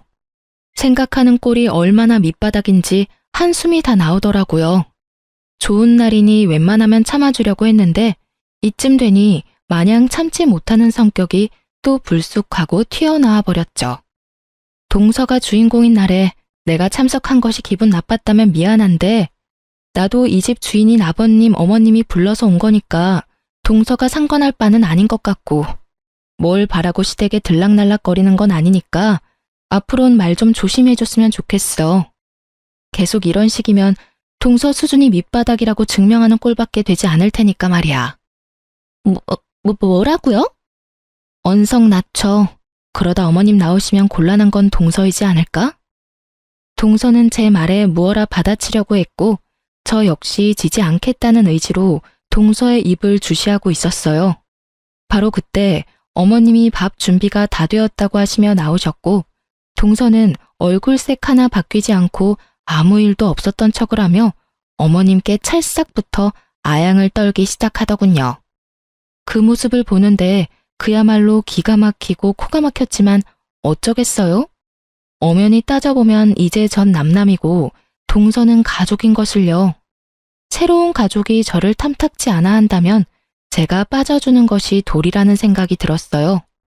그 후부턴 전 조금씩 시댁과의 거리를 두기 시작했어요. 저로 인해 괜한 분란을 만들고 싶지 않았으니까요. 그렇게 거리를 두며 지내던 어느 날 어머님이 집으로 찾아오셨더라고요. 오셔서 하시는 말씀을 듣고 있는데 정말 너무 황당하더라고요. 주은아, 너 요즘 우리랑 일부러 거리 두고 지내는 거 맞지? 갑자기 왜 그러는 게야? 엄마 요즘 조금 섭섭해지려고 하는데. 이유가 있다면 말해줄 수 있겠니? 그게 어머님, 다른 이유가 있는 건 아닌데 요즘 일이 조금 바빴어요. 그래? 사실 내가 둘째한테 들은 이야기 있어서 그래. 둘째한테 듣기로는 너 요즘 만나는 사람 생겨서 우리랑 거리를 두는 거라고 하던데. 그 말이 사실이야? 아, 너를 질책하려고 이런 말 하는 거 아니니 오해하지 말려무나. 난 그저 네가 좋은 사람 만나서 새 출발하는 거 우린 정말 괜찮고 오히려 응원하고 있다고 말해주고 싶어서 이렇게 왔어. 그러니 혹시나 그런 상황이라도 우린 괜찮으니 가끔은 연락하고 지내면 안 되겠니? 네? 남자라니요. 저 만나는 사람 없어요, 어머님. 어머님도 알다시피 희은이 하나 키우는 것도 바쁜데 제가 언제 남자를 만나겠어요? 그것도 그렇고 저 아직 다른 사람 만날 생각 전혀 없어요. 그러니? 그런데 왜 둘째는 그런 말을 했을까? 확신에 가득 차서 사실인 양 너 남자 있다고 하던데. 뭔가 착각을 했나? 아마 그런가 봐요. 뭐 때문에 그런 오해를 하게 되었는지는 모르겠는데 단단히 오해했나 보네요. 하여튼 그런 일은 전혀 없고 혹여나 제가 남자가 생겨도 어머님 아버님과의 관계를 완전히 끊어내는 일은 없을 거예요. 우리 희은이 할머니 할아버지인데 제가 어떻게 그 천륜을 끊겠어요? 그렇게 말해주니 고맙구나. 난 혹시나 하는 마음에 네가 부담 느낄까 봐 그랬어. 어머님은 그렇게 절 오래 보셔놓곤 아직도 절 모르세요? 제가 부담을 느끼거나 불편해할 성격으로 보이세요? 하긴 넌 참는 성격은 아니지. 늙으니까 이래. 괜한 걱정만 늘어. 전 전혀 그런 것이 아니라며 오해한 것 같다며 대충 둘러대긴 했지만 도저히 동서가 이해되지 않더라고요. 아무리 남편도 죽고 인연이 끊어진 내가 동서한테 거슬릴 수 있다고 좋게 생각해 보려고 해도 없는 사실까지 만들어내며 저를 몰아내려고 하는 동서의 짓거리가 과하다는 생각밖에 들지 않았어요. 당장이라도 동서에게 왜 그런 있지도 않은 일을 말하고 다니냐고 묻고 싶었지만 전화번호도 모를 뿐더러 오해도 다 풀렸으니 괜한 입씨름하지 말자는 생각에 그냥 넘어가 주었어요. 전 다시 일상으로 돌아와 지내고 있었고 딱히 동서와 마주칠 일이 없으니 자연스럽게 기분 나빴던 일은 잊고 지내게 되었죠. 그렇게 바쁜 일상을 보내며 지냈고 웬만하면 동서와 마주치지 않으려고 했는데 마주쳐야만 하는 날이 다가오더군요. 그건 바로 남편의 기일이었어요. 서방님이 장가를 가기 전까진 매년 시댁에 모여 다 함께 밥을 먹곤 했어요. 제사를 지내지 않는 시댁이라 식사로 제사를 대신했던 것인데 상황이 이러하니 그것마저도 고민스럽더라고요. 그래서 전 올해가 마지막이라는 생각으로 시댁으로 향했어요. 매년 딸과 함께 참석했었는데 가끔 마주치는 동서가 제 딸을 대하는 태도가 상당히 눈에 거슬렸던지라 딸은 친정에 맡기고 혼자 시댁으로 향했죠. 자신도 할머니 할아버지가 보고 싶다고 울고 불고 하는 딸을 어르고 달래는데 얼마나 진땀을 뺐던지 평소라면 택시를 타고 갔을 거리를 바람도 쐴 겸 걸어가고 있었어요. 얼마나 걸었는지 어느새 시댁이 가까워지고 있었고 동서 역시 일찍 나섰는지 제 앞에 걸어가고 있더군요. 아는 척을 해야 하나 말아야 하나 나름 진지하게 고민하고 있는데 앞서가는 동서의 통화하는 목소리가 들려오는 것이 아니겠어요? 이미 아는 척할 타이밍은 놓쳤고 전 그저 조용히 동서의 뒤를 따르며 본의 아니게 그 내용을 다 듣게 되었습니다. 아니, 오빠. 갑자기 그런 큰 돈을 어떻게 달라고 해. 그 사람들이 바본 줄 알아? 시집 온 지 얼마나 됐다고 덜컥 돈을 달라고 해? 생각을 좀 하고 말하란 말이야. 아, 상황 보니까 형도 줄 거 없고 내가 아들 하나 낳아주고 거머리같이 붙어있는 형님만 몰아내면 그놈의 재산 받는 건 일도 아닐 것 같으니까 우선 기다려. 괜히 돈 이야기 잘못 꺼냈다가 나 이 사람이랑 이혼이라도 하게 되면 오빠가 다 책임질 수 있어? 다 해결할 수 있냐고. 그러니까 자꾸 전화하지 말고 기다려. 알겠어? 오빠와 돈이라니. 오빠라고 하니 당연히 친정 오빠가 떠올랐고 돈 이야기도 나오니 동서의 친정에 돈이 필요하구나 하는 생각이 들더라고요. 친정을 돕고 싶은 마음이야 이해가 되지 않는 건 아니었지만 그런 이유로 저의 딸과 시댁의 인연을 끊어놓으려고 했다니 그간 눌러왔던 화가 슬슬 올라오는 것이 느껴졌어요. 이대론 마주했다간 정말 큰 싸움이 날 것 같은 생각에 전 천천히 걷기 시작했고 어느새 거리가 벌어진 동서는 편의점으로 들어가서 맥주와 아이스크림을 사서 나오더니 그 자리에서 맥주와 아이스크림을 차례대로 먹어치우더라고요. 또 그 모습을 보니 화가 가라앉으며 안쓰러운 마음이 살짝 들더군요. 오죽 답답한 상황이면 그 대낮에 앉지도 않고 그 자리에서 술을 한 번에 때려 넣을까 싶어서요. 그렇게 동서는 시댁으로 들어갔고 저 역시 시간차를 두고 시댁으로 들어갔어요. 거실엔 어머님은 보이지 않고 동서만 덩그러니 앉아 있더라고요. 어깨도 축 처진 것이 왜인지 모르게 안쓰럽게 느껴지던 그때 저의 이런 생각이 참 한심하게 느껴질 말들이 동서의 입에서 쏟아져 나오더군요. 일찍 왔네 동서. 오느라 고생 많았겠다. 고생요? 많았죠, 고생. 아니, 죽었으면 끝이지. 죽어서까지 왜 남은 사람을 귀찮게 하는 건지 모르겠네요. 이게 뭐예요? 바쁜 회사 연차까지 쓰고 시댁에 와서 밥상이나 차려야 하냐고요. 그 순간 눈앞이 깜깜해지며 세게의 뒤통수를 얻어맞은 것처럼 머리가 얼얼해지더군요. 그리고 깨달았어요. 아, 저런 인간에겐 일말의 동정심도 사치이며 인간답게 대우해주면 안 될 인간이라는 것을요. 그랬어? 그런데 동서, 그렇게 이 식사 자리가 불만이었으면 동서가 오지 않았으면 됐잖아. 일전에는 동서가 주인공인 자리였다고 쳐도 오늘은 내 남편을 위한 자리인데 그런 마음으로 굳이 와서 그딴 말이나 짓거리고 있으면 내가 기분이 뭐 같지 않겠어? 뭐 같다니, 형님 말이 좀 거치시네요. 그리고 저라고 뭐 오고 싶어서 온 줄 아세요? 저도 딱히 오고 싶지 않았는데 온 집안이 한통속이 돼서 대단한 사람 죽은 날인 양 이 난리를 부리는데 어쩌겠어요? 꼴값 떨어도 내가 그 장단에 맞춰줘야지. 저도 정말 오기 싫었다고요. 그러면 지금이라도 돌아가. 내가 말은 잘해줄 테니까. 뭐라고요? 형님이 뭔데 가라 말아요. 내 남편을 위한 날이니까 내가 가라 말라 하는 거야. 다시 한번 말할게. 오늘은 동서가 그 꼴값 떤다고 여기는 내 남편을 기리는 날이야. 우리에겐 다른 어느 날보다 중요한 날이지만 동서에겐 그렇지 않다는 것까진 나 충분히 이해해. 말이야 바른말이라고 한 번도 보지 못한 아주버님 뭐가 그렇게 중요하겠어?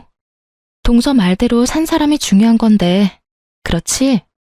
그런데 아무리 그렇다고 해도 죽은 사람이 뭐라고 이딴 말이나 짓거리면서 그런 역겨운 마음으로 참석하는 건 안 싫고 내 남편도 달갑진 않을 거야. 그러니까 당장 돌아가. 오늘은 동서가 뭐라고 하든 내가 이 집의 가족이니까 말이야. 가족. 제 입에서 나온 가족이란 단어가 동서에겐 참 많이도 거슬렸던 모양이더라고요. 그 단어가 나오자마자 바르르 떨어대며 화를 내더군요. 가족? 지금 가족이라고 했어요? 어떻게 형님이 가족이에요? 아니, 형님이라고 부르는 것도 진짜 웃긴 거 알죠? 남편도 죽은 지가 3년이나 지났는데 왜 이때껏 이러고 있나 몰라? 뭐 재산이라도 한 푼 뜯어갈까 싶어서 기웃대는 그 마음 이해 안 되는 건 아닌데 보고만 있기가 참 역겹네요. 너무 추해서요. 저요. 욕이라면 정말 둘째가라면 서러울 정도로 찰지게 잘하는 여자인데 이 순간 욕이 튀어나오려고 하는 걸 얼마나 참았나 몰라요. 그렇게 죽을 힘을 다해 욕을 참고 있는데 방문 열리는 소리가 들리며 남편 방에서 어머님이 나오시더라고요. 한 번도 보지 못한 무서운 얼굴을 하고서요. 동서는 배를 눌러도 인기척이 없자 당연히 아무도 없는 줄 알고 미리 받아두었던 열쇠로 문을 열고 들어왔던 것이었어요.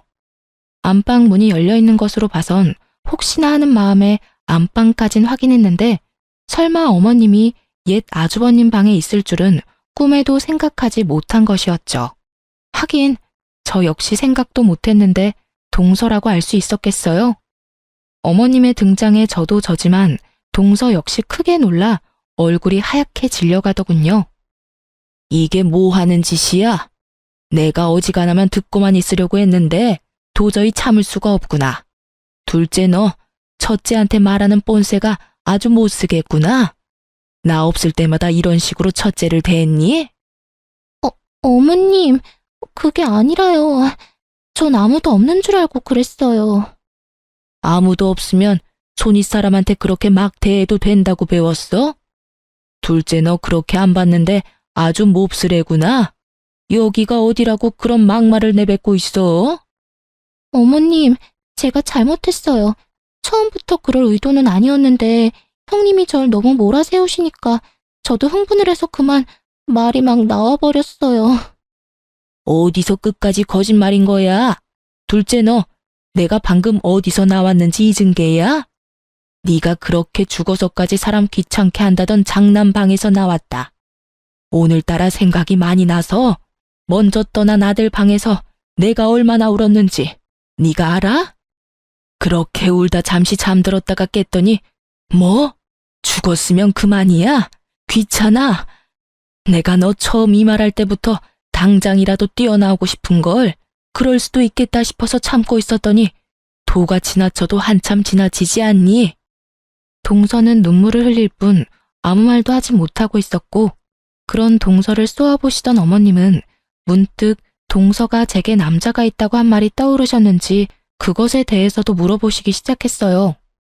둘째 너, 첫째가 남자 생겨서 우리랑 거리 두는 거라고 했던 말, 그것도 혹시 지어낸 말이니?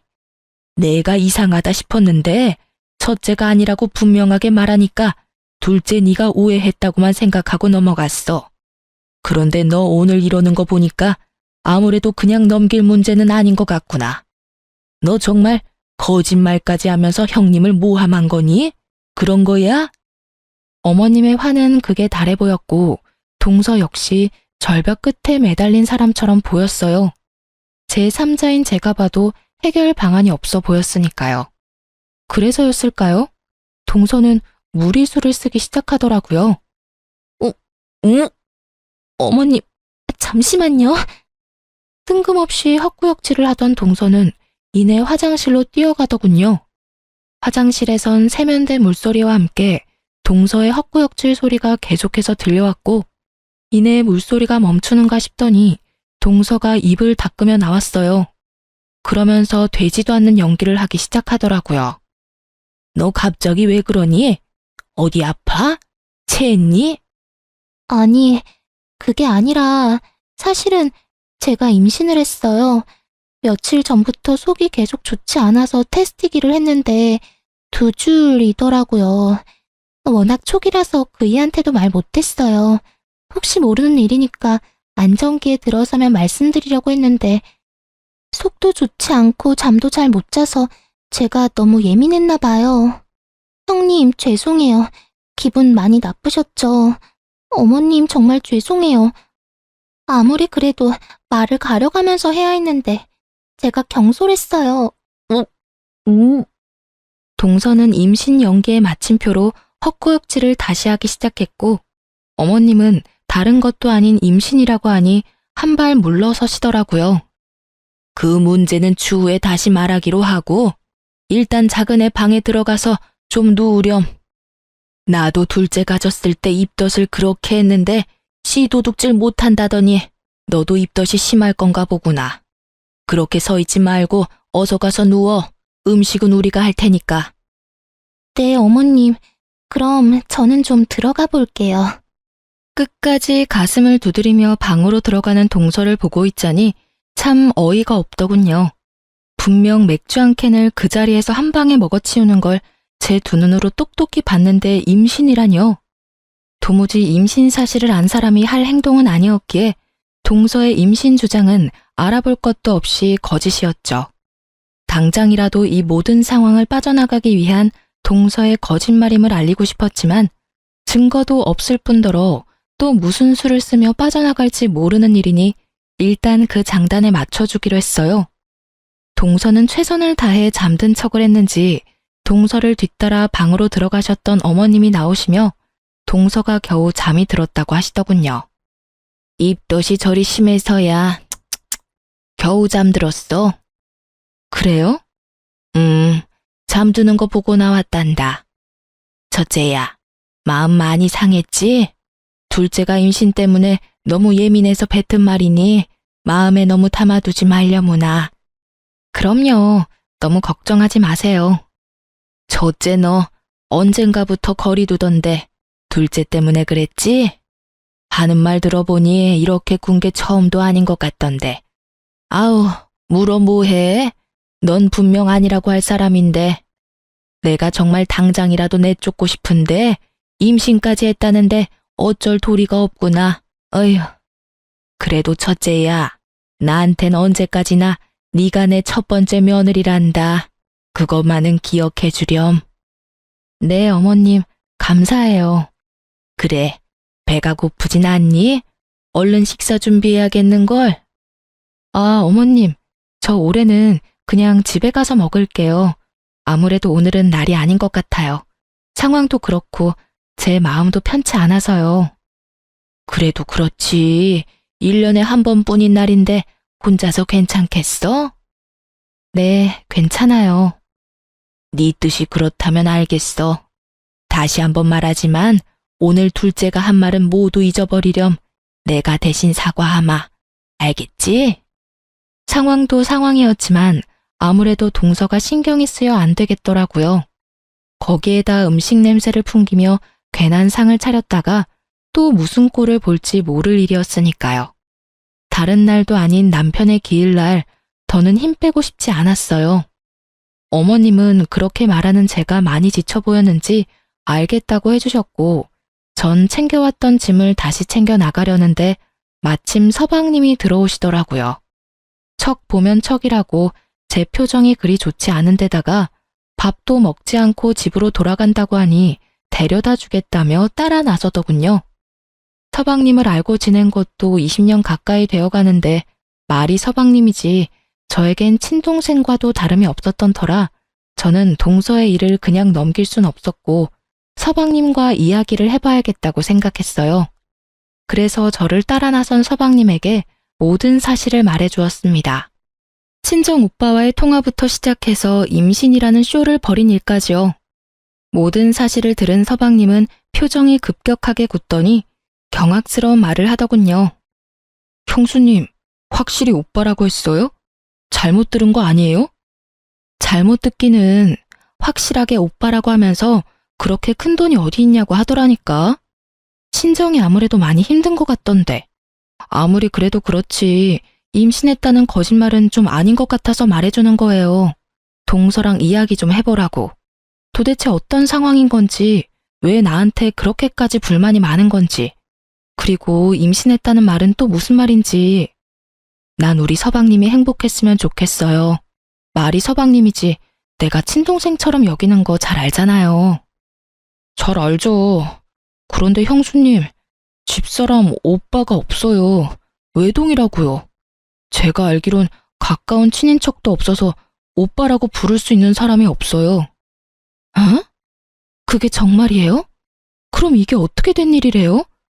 분명 오빠라고 하면서 나만 몰아내고 아들만 낳아주면 그깟 돈 얼마든지 받아낼 수 있다는 식으로 말하던데 난 친정이 많이 힘든가 보다 했죠. 아무래도 이거 보통 문제가 아닌 것 같은데. 아무래도 그런 것 같아요. 형수님, 일단 확실한 건 믿을 수 없는 사람임은 확실하네요. 한참을 이야기를 나누던 저희는 동서는 믿을 수 없는 사람이라는 결론이 났고 동서에 대해서 좀 더 알아보기로 했어요. 아무래도 이때껏 동서의 입으로 들었던 모든 것을 의심해야만 하는 상황이었으니까요. 일단 서방님은 아무것도 모른 척 동서가 하는 대로 지켜보기로 했고 전 흥신소를 통해 동서에 대해서 알아봐 달라고 했어요. 동서와 조금이라도 연관이 있는 사람이다 싶으면 그 사람도 같이 알아봐 달라고 했고요. 물론 모든 사실이 밝혀지기 전까진 부모님께 비밀로 하기로 했죠. 흥신소의 연락을 기다리는 동안 그야말로 피가 마른다는 기분이 어떤 기분인지 알겠더군요. 어느 날은 동서가 그날 마신 술이 무알콜 맥주이고 임신 사실이 진실이었으면 좋겠다고 생각했다가도 그간의 동서 행실을 떠올리는 날엔 더는 서방님이 상처받는 일이 없게 더는 충격적인 사실이 없었으면 좋겠다고 생각하곤 했어요. 그렇게 피 마르는 시간이 지나고 기다리던 흥신소에서 연락이 왔어요. 안녕하세요, 사모님. 저희가 좀 알아봤는데 의뢰 부탁해주신 분은 이미 결혼하신 상태입니다. 4년 전 결혼을 하신 분이고 혼인신고도 하셨던데요. 아마 동생분이 아직 혼인신고를 하지 않으셔서 모르고 계셨던 것 같아요. 그리고 말씀하셨던 임신도 알아봤는데 임신 아닙니다. 산부인과에 다니길래 임신했나 싶었는데 조사해보니 임신이 아니라 임신을 서두르려고 검진만 받고 배란을 받으러 다니는 거더라고요.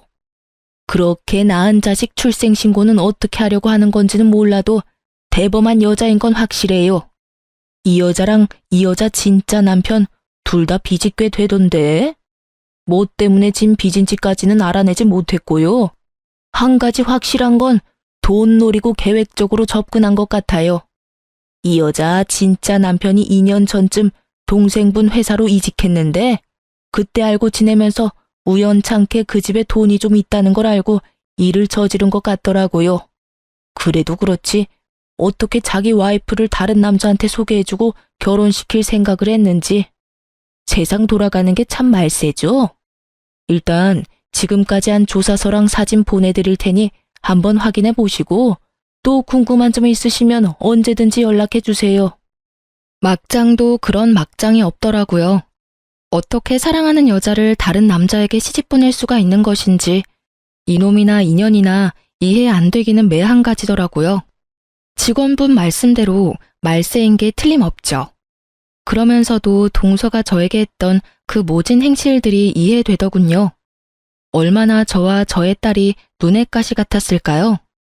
당연히 외동인 줄 알고 시집 왔는데 버젓이 저와 딸이 시댁을 오가고 있었으니까요. 돈은 급한데 죽은 장남의 자식이 알짱대고 있었으니 말이 그따위로 나올 수밖에 없었겠죠. 전 모든 사실을 서방님에게 알려주었고 서방님은 적당한 때가 올 때까지 일단 기다리겠다고 하더군요. 초음파 사진까지 구해와서 서방님에게 보여줬다는 이야기를 듣는데 어떤 면에선 참 대단하다는 생각마저 들더군요. 그렇게 서방님은 동서에게 어떤 압박도 하지 않고 동서의 임신 연기를 지켜보며 적당한 날을 기다리고 또 기다렸어요. 생각보다 기다림은 짧았고 동서는 더욱 대담한 행보를 이어가더군요. 어느 날 기니 할 말이 있다며 저까지 시댁으로 불렀고 전 긴장된 마음으로 시댁으로 갔어요. 또 무슨 말로 사람을 기만할까 하는 생각을 하며 동서를 보고 있는데 다짜고짜 동서가 울기 시작하더군요. 그러면서 하는 말이 참 가관이었습니다. 아버님, 어머님, 그리고 여보, 모두들 죄송해요. 저 유산했어요. 사실 그날 형님이랑 다투고 난 뒤부터 배가 자꾸 당기고 아파서 병원에 갔더니 괜찮다고 해서 안심했는데 요 근래 계속 몸도 그렇고 배도 아파서 이상하다 싶었어요. 그래도 설마 아니겠지 했는데 이번에 검진을 갔더니 아기가 심장이 뛰지 않는다고 하더라고요. 많이 기뻐해 주셨는데 죄송해요. 정말이지 박수라도 쳐주고 싶은 심정이더라고요. 어쩜 저렇게 연기를 잘하는지. 동서가 생각했을 땐 이렇게까지 하면 시댁 식구들이 저를 원망하며 사이가 급격하게 멀어질 거라 믿어 의심치 않았겠지만 그건 동서의 크나큰 착각이었죠. 감사하게도 함께한 세월이 긴 만큼 두 분 다 저에 대한 신뢰도가 높았고 무엇보다 어머님은 동서가 말하는 그날 처음부터 끝까지 모든 이야기를 다 들었던 터라 저를 책망하기는커녕 동서를 나무라기 시작하셨어요. 둘째 너, 유산한 건 참 유감스럽고 슬픈 일이지만 그렇다고 그걸 첫째 탓으로 몰아가는 건 좀 아니라고 본다. 아무리 네가 힘들다고 해도 남 탓으로 모는 건 좋지 않아. 그날 내가 다 들었는데 처음 시작도 둘째 네가 했고 마지막까지도 네가 첫째에게 모진 말을 뱉어내지 않았니? 내가 알고 하늘이 아는데 어쩜 넌 이런 일을 겪고도 반성하는 모습이 없니? 어머님, 정말 너무하시는 거 아니세요? 그때도 말씀드렸다시피 저 입덧도 너무 심하고 잠도 못 자서 예민한 상태였어요. 물론 그날 제가 형님께 버릇없이 한 건 맞지만 제가 오죽했으면 그랬겠어요? 어머님 안 계신 곳에서 형님이 얼마나 저한테 모질게 구셨는데요. 어머님은 아무것도 모르시면서 왜 형님 편만 드세요? 제가 오죽했으면 유산까지 했겠냐고요. 불쌍한 우리 아기. 엄마가 미안해. 엄마가 널 잘 지켰어야 했는데. 어머 둘째야. 그렇다고 그렇게 울기까지 하니? 일단 진정해 보렴. 제가 얼마나 억장이 무너졌는데요, 어머님. 같은 여자니까 잘 아시잖아요. 세상 빛 한 번 보지 못하고 내 자식이 떠났는데 제 심정이 어떻겠어요? 마지막엔 거의 오열하는데 모든 사실을 알고 지켜보는데도 진짜 유산을 한 걸까? 하는 생각까지 들더라고요. 동서의 오열에 아버님과 어머님은 조금 미안한 마음이 드시는 건지 아무 말도 없으시더라고요. 눈물도 고이시는 것이 이대로 지켜만 보면 안 되겠다는 생각이 들었어요. 그래서 전 흥신소에서 받은 사진을 바닥에 내려놓으며 말했습니다. 동서, 이제 그만 울고 이 사진들 좀 볼래? 아무래도 동서 설명이 좀 필요한 것 같아서. 설명은 무슨 설명? 이게 뭐예요? 혹시 제 뒷조사하셨어요? 지금 그런 게 중요해? 얼른 설명부터 해봐. 이 남자는 누군데 동서랑 이리도 다정하게 있는 건지, 임신한 사람이 왜 난임 클리닉을 다니고 있는 건지. 제가 사진을 보여주며 몰아붙이자 동서는 손바닥 뒤집듯 태세를 바꿔 다 오해라는 말을 해대더군요. 하지만 이미 늦은 일이었어요. 모든 상황을 지켜만 보고 있던 서방님이 나서기 시작했으니까요. 아버지 어머니, 이 사람 남자가 있어요. 그래서 전 이 사람하고 이혼하고 사기죄로 고소할 예정이에요. 심력 끼쳐 죄송해요. 제가 잘 알아보고 결혼했어야 했는데. 서방님의 말을 듣고 있던 동서는 고소할 거란 말에 파르르 떨며 따지고 들기 시작했고 비교적 차분히 말하던 서방님도 더는 참을 수 없었는지 모든 사실을 큰 소리로 밝히기 시작했어요. 고소? 사기? 그게 무슨 말이야, 여보. 이혼은 그렇다고 쳐. 바람 피운 게 뭘 그렇게 큰 죄라고 고소까지 한단 말이야. 그러지 말고 나 한 번만 용서해줘. 딱 한 번 실수였어. 정말이야. 실수? 실수라고? 넌 결혼한 사실 숨기고 다른 남자랑 결혼한 게 실수야? 어떻게 끝까지 거짓말이야, 끝까지. 아버지 어머니, 알고 보니 이미 결혼을 한 사람이더라고요. 이혼한 여자가 아니라 아직 유부녀였어요. 그리고 임신? 그것도 거짓말이었고요. 애초에 임신을 한 적도 없고 그렇기에 물론 유산한 적도 없고요. 아니야. 이거 다 사실이 아니야. 오해라고. 오해야. 오해? 내가 모를 줄 알아? 박대리 그 새끼가 의도적으로 자기 마누라인 너를 나한테 소개시켜줬고 넌 깜찍하게 날 속이고 우리 집에 시집와서 우리 집 돈으로 네 남편이랑 네 빚 갚으려고 했다는 거. 그걸 어떻게... 여보, 내 말 좀 들어봐. 들어볼 필요도 없어. 입만 떼면 거짓말인데 내가 네 말을 듣고 싶을 것 같아? 세상에 영원한 비밀이 어디 있다고 어떻게 그런 걸 속여? 그리고 너 우리 형수한테 한 짓도 가관이더라? 뭐? 뭘 뜯어내려고 죽은 남편 집에 들락날락하냐고? 어디서 감히 네가 그딴 말을 형수님한테 해? 세상 사람들이 모두 너 같을 줄 알아? 설사 네가 정말 평범한 여자이고 그런 네가 임신해서 아들을 낳아줬다고 한들 너는 너고 형수는 형수야. 형이 있든 없든 우리에겐 세상 누구보다 사랑하는 가족이라고. 여보, 제발 나 좀 살려줘. 울지도 마. 여보라고 부르지도 말고. 모든 사실이 드러난 지금 동서는 피할 구멍이 보이지 않는지 그저 울기만 하더군요. 그때 동서의 진짜 남편이 배를 눌렀고 전 문을 열어줬어요. 서방님이 미리 급한 일이 있다며 와달라고 연락을 한 것이었어요. 집 안으로 들어오던 진짜 남편은 한눈에 모든 상황을 파악한 듯 재빠르게 무릎을 꿇고 빌기 시작하더라고요. 내가 다 잘못했어. 정말이야. 처음부터 이러려고 그런 게 아니었는데 나도 사는 게 너무 힘들다 보니까 정말 미안해. 정말이야. 제발 회사에는 알리지 말아줘. 나 회사까지 잘리면 정말 못 살아. 그나마 월급으로 겨우 빚 갚으면서 살아가고 있다고. 그러니까 제발 무슨 짓이든 할 테니까 제발 회사에만 비밀로 해주면 안 될까? 참 한 치 앞도 보지 못하는 사람이란 생각이 들더군요. 지금 회사가 문제가 아니라 깜빵을 가냐 안 가냐의 기로에 서 있다는 걸 전혀 모르고 있으니까요. 회사? 지금 회사 걱정할 때가 아닐 텐데. 그럼 날 뭘 어떻게 할 건데? 나 요즘 변호사분이랑 고소장 쓰는 중이야. 참고로 합의는 없고 합당한 대가는 다 치르게 할 테니 각오하는 게 좋을 거야. 네 마누라 데리고 가라고 부른 거니까 얼른 데리고 꺼져. 고소라니, 제발 그러지 말고 다시 한번 생각해주면 안 될까?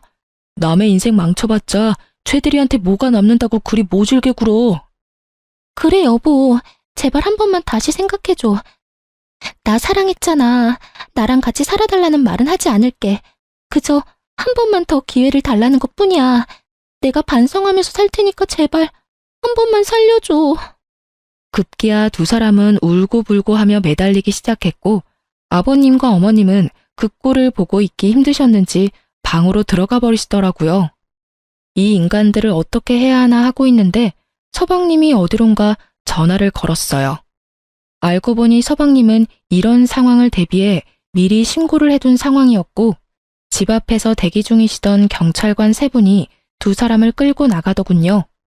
끝까지 발악하며 매달리는데 그쯤 되니 공포영화 저리 가라였죠. 사건은 일단락되었고 서방님은 다행스럽게도 전동서가 혼인신고를 밀어준 덕분에 결혼에 대해선 따로 뭘 할 것이 없더라고요. 그저 동서의 짐을 빼서 집 앞에 내팽겨 쳐놨더니 쥐도 새도 모르게 가지고 갔다고 했어요. 전동서의 진짜 남편은 소송이 진행되며 회사의 모든 사실이 알려져 당연스럽게 회사에서 잘리게 되었고 실력 좋은 변호사분이 합의는 절대 없다는 서방님의 의견을 적극 반영해 최선을 다해 사기죄 최대 형량을 받아내겠다고 하더군요. 이 어이없는 상황에서 더 어이없는 소식이 전해졌는데 그게 무엇인지 예상이 되시나요? 그건 바로 전 동서의 진짜 남편이었던 박대리가 그 없는 살림에 비싼 변호사를 선임해 모든 죄를 동서에게 덮어 씌우려고 했다지 뭐예요? 그럼 뭐 하나요? 증거가 차고도 넘치는걸요. 괜한 돈 낭비만 하고 다니는 진짜 남편과는 달리 전 동서는 진짜 남편에게 배신당하고 자포자기한 상태에서 판결만 기다리고 있는 상태라고 하더군요. 그렇게 그 거머리 같은 사기꾼들과의 인연은 끝이 났어요. 전 여전히 시댁과 친정의 도움을 받으며 잘 지내고 있어요.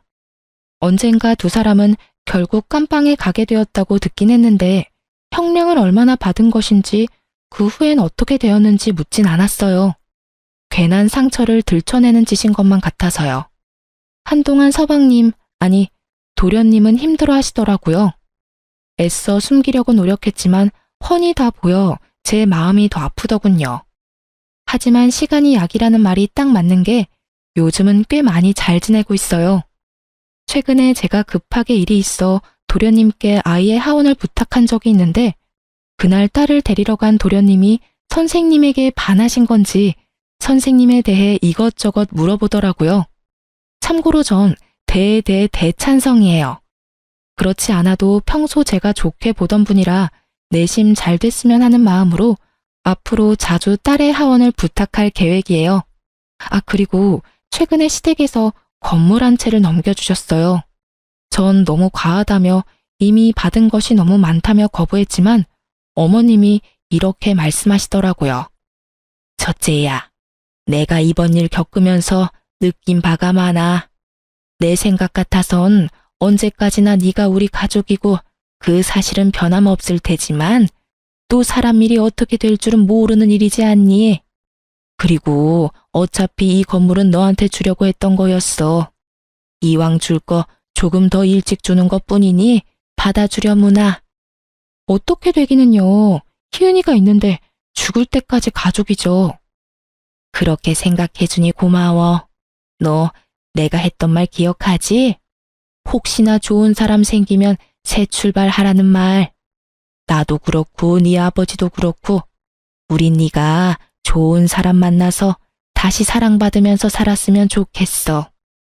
혼자 긴 여생을 살아가는 건 너무 외롭지 않겠어? 그러니 너도 좋은 사람 있으면 연애도 하고 연애하다 이 사람이다 싶으면 결혼도 해. 알겠지? 건물은 잘 챙겨뒀다 희은이 공부도 시키고 너 결혼하게 되면 결혼 자금으로도 쓰려무나. 이렇게까지 챙겨주시는데 더는 싫다고 할 수도 없는 노릇이길래 못 이기는 척 받아뒀어요. 어머님이 계속 말씀하시니까 문득 결혼 생각을 다시 해보게 되었어요. 그런데 글쎄요. 앞으로는 어떻게 될진 모르겠지만 아직까진 결혼 생각이 전혀 없네요. 아직은 하늘에 있는 남편만큼 다른 사람을 사랑할 자신이 없는 거 있죠? 그저 딸아이와 함께 행복하게만 살아가려고요. 이로써 저의 시댁 이야기는 끝이 났습니다. 긴 사연 들어주셔서 감사합니다.